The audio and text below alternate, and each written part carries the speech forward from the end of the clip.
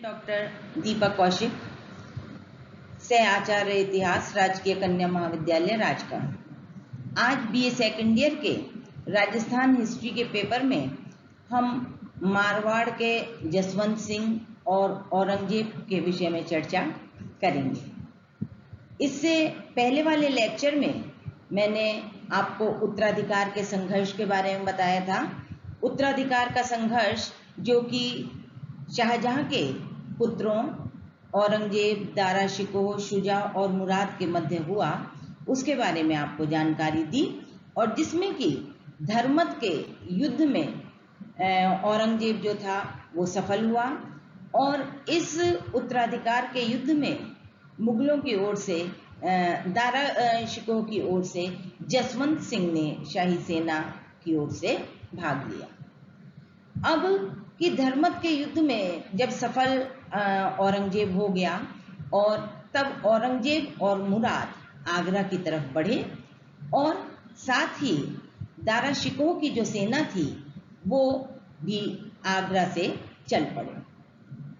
आगरा से लगभग 8 मील दूर सामूगढ़ के मैदान में दोनों पक्षों के मध्य घमासान युद्ध हुआ, और जिसमें दारा परास्त।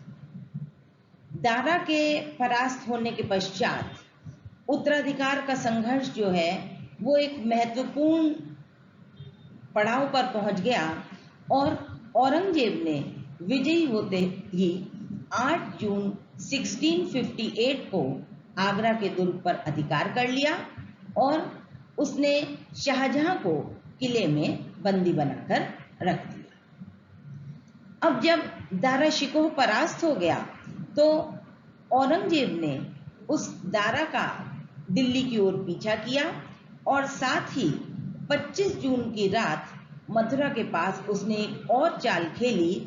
उसने छल से मुराद को भी बंदी बना लिया, क्योंकि मैंने पहले भी आपको बताया था कि मुराद और औरंगजेब में आपस में बातचीत हो रही थी, लेकिन औरंगजेब का जो मकसद था वो आगरा की गद्दी पर अधिकार करने था, और इसीलिए उसने 8 जून 1658 को अपना राज्याभिषेक कहना चाहिए, या आगरा के दुर्ग पर अधिकार भी कर लिया। राज्याभिषेक तो उसने 21 जुलाई 1658 को किया, क्योंकि अब उसके दोनों प्रतिद्वंदी दारा और मुराद जो थे वो उन्हें उसने एक को बंदी बना लिया था, और एक दिल्ली के रास्ते पंजाब की ओर चला गया था।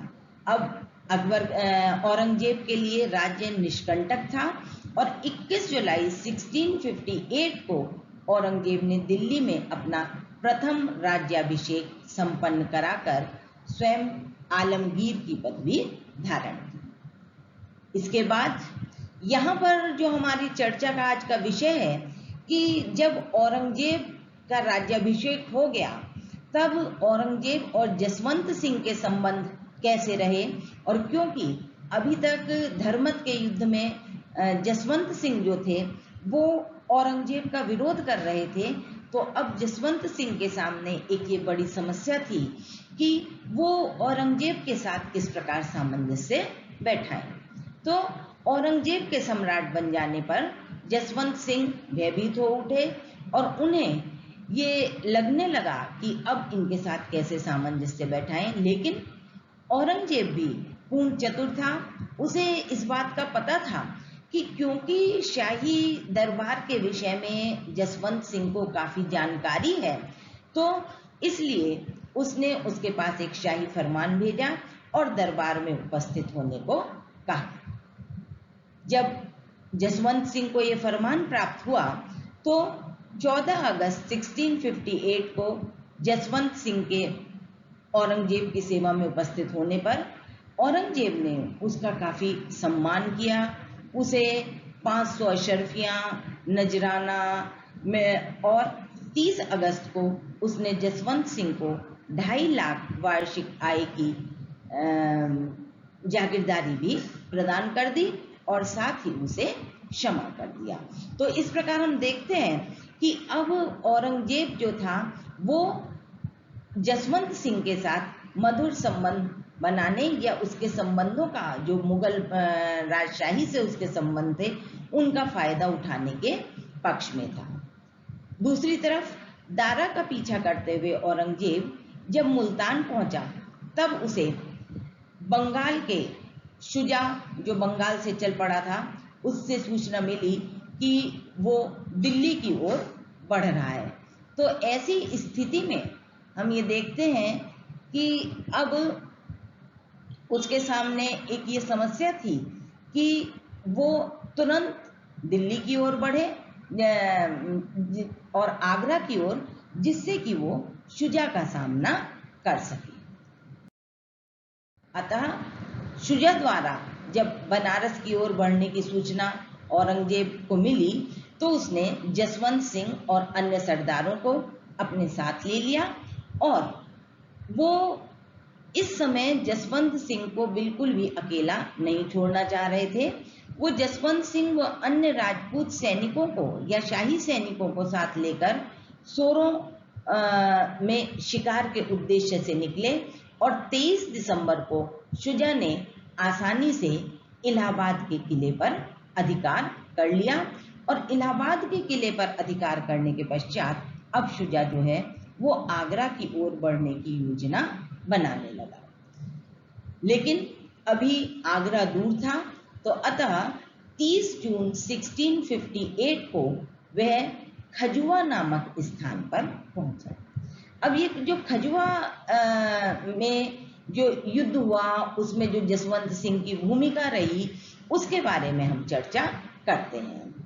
जब औरंगजेब को ये सूचना मिल गई कि वो खजुआ की ओर बढ़ रहा है, तो उसने अपनी सेना को मुस्तैद कर दिया और सेना की व्यूह रचना कर 4 जनवरी 1659 को जसवंत सिंह को 14,000 राजपूत सैनिकों के साथ और शुजा के विरुद्ध उसने नियुक्त कर दिया। उसके साथ और भी काफी सैनिक दस्ते मौजूद थे।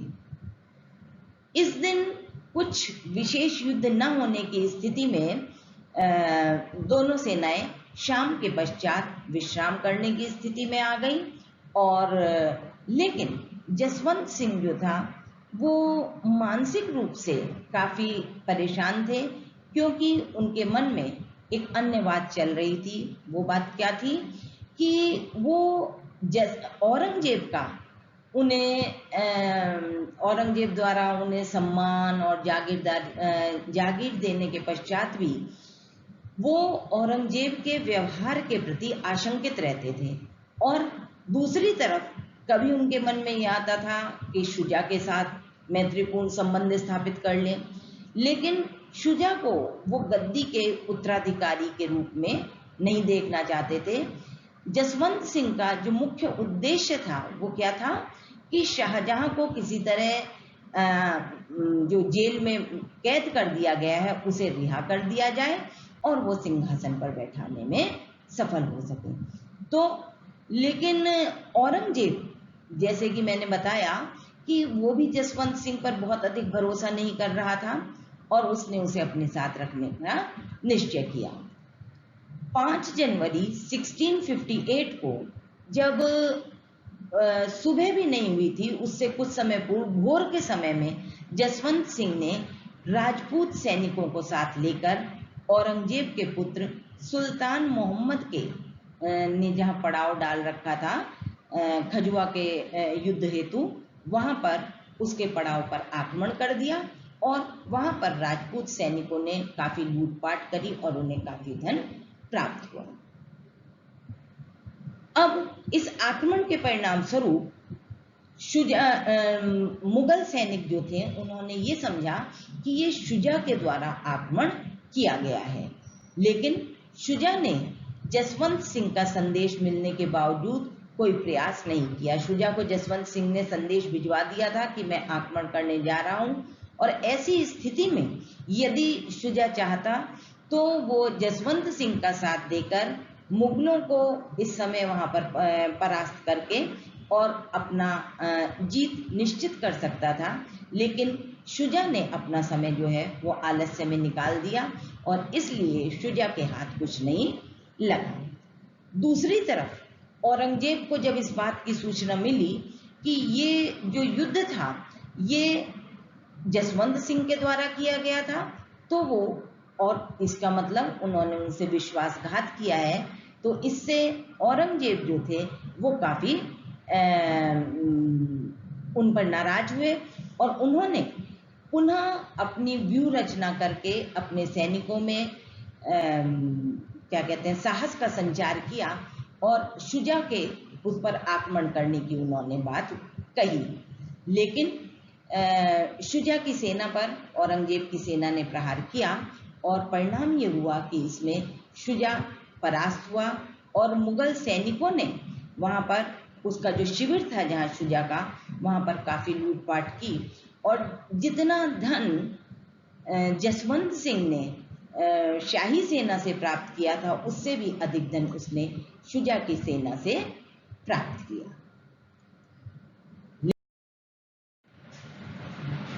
अभी तक हमने जसवंत सिंह और औरंगजेब के साथ उसके संबंध, धर्मत के युद्ध के बाद कैसे रहे, कैसे उसने उसे सम्मान प्रदान किया, इसके बारे में जाना।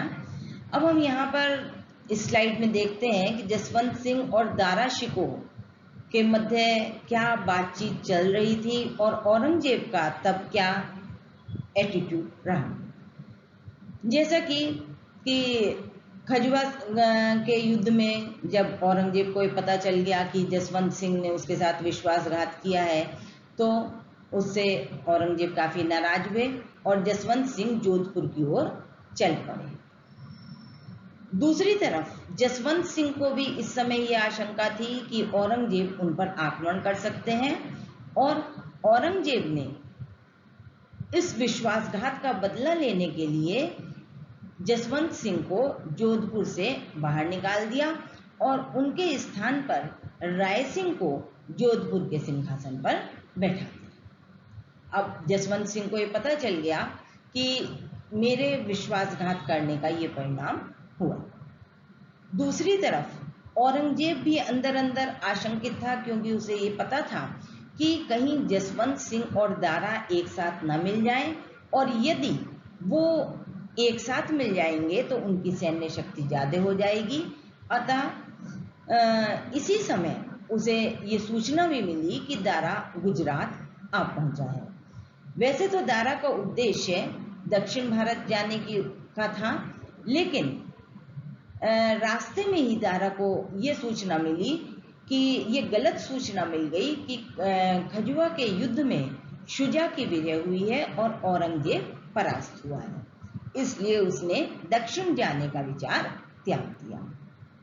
अब जसवंत सिंह और दारा को दोनों को ही एक दूसरे की सहायता की आवश्यकता थी, क्योंकि जसवंत सिंह औरंगजेब पर विश्वास नहीं कर पा रहे थे और दारा जो थे वो उसके साथ मिलकर अपनी शक्ति को बढ़ाने के पक्ष में थे।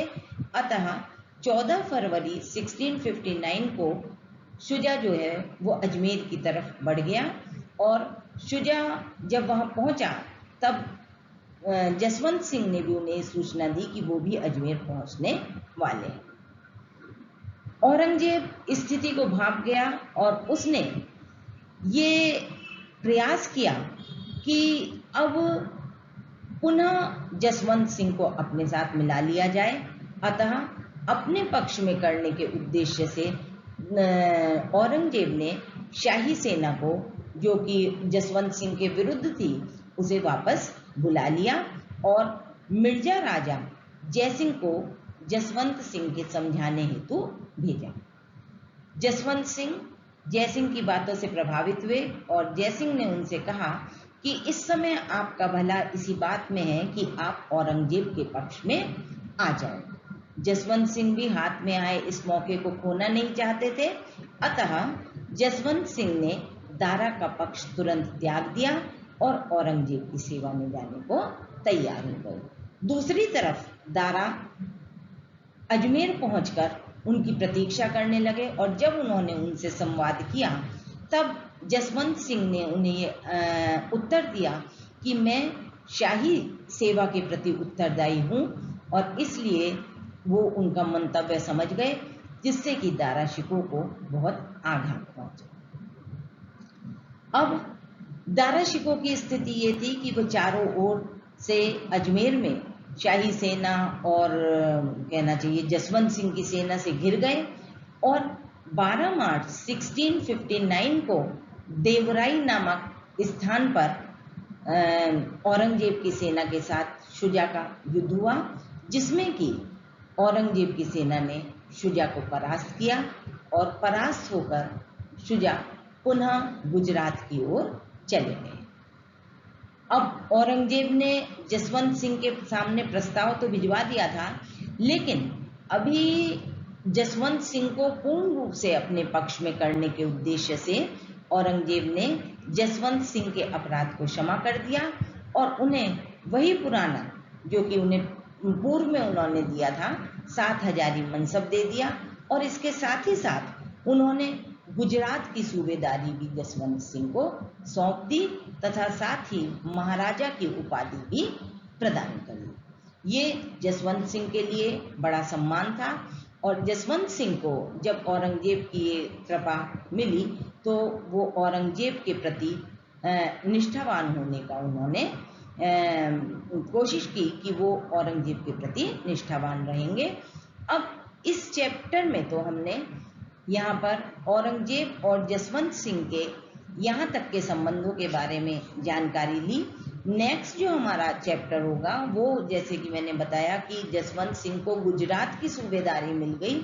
अब गुजरात और दक्षिण भारत में जसवंत सिंह की क्या भूमिका रही, औरंगजेब ने उन्हें किस प्रकार के आदेश दिए, कैसे उन्होंने मुगलों की सेवा की, ये सारा कुछ जो है वो हम नेक्स्ट चैप्टर में देखेंगे। आज बस इतना ही। Thank you.